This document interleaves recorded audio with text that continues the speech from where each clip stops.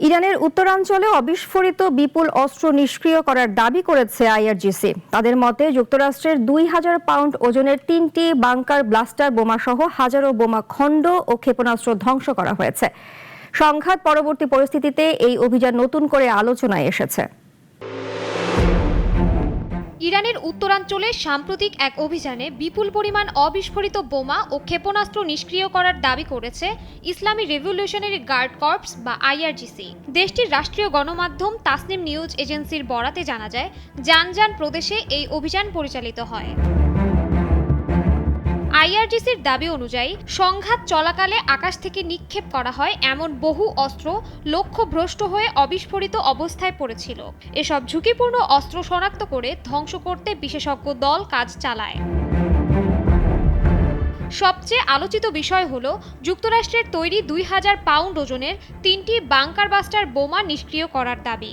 এই ধরনের বোমা সাধারণত শক্তিশালী বাংকার বা ভূগর্ভস্থ স্থাপনা ধ্বংসের জন্য ব্যবহৃত হয়।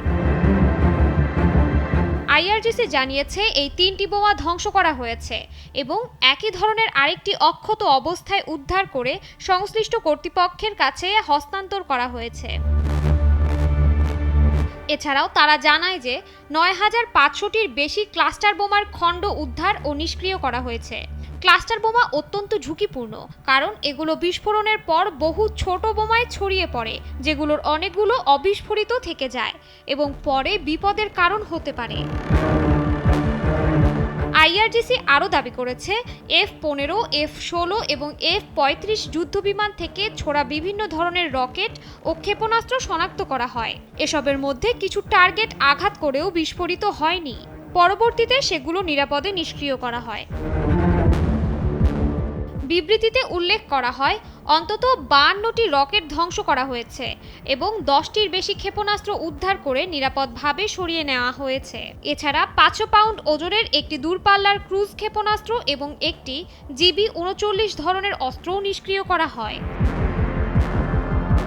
আইআরজিসির ভাষ্য অনুযায়ী এসব অস্ত্র উত্তর ইরানের আকাশে প্রতিরক্ষা ব্যবস্থার মাধ্যমে প্রতিহত করা হয়েছিল, যার ফলে সেগুলো মাটিতে পড়ে অবিস্ফোরিত অবস্থায় থাকে। তবে এই দাবিগুলো আন্তর্জাতিক স্বাধীনভাবে যাচাই করা সম্ভব হয়নি। তবুও এই ঘটনা ইরান, যুক্তরাষ্ট্র ও ইসরায়েলের মধ্যে চলমান উত্তেজনার প্রেক্ষাপটে নতুন করে আলোচনা তৈরি করেছে।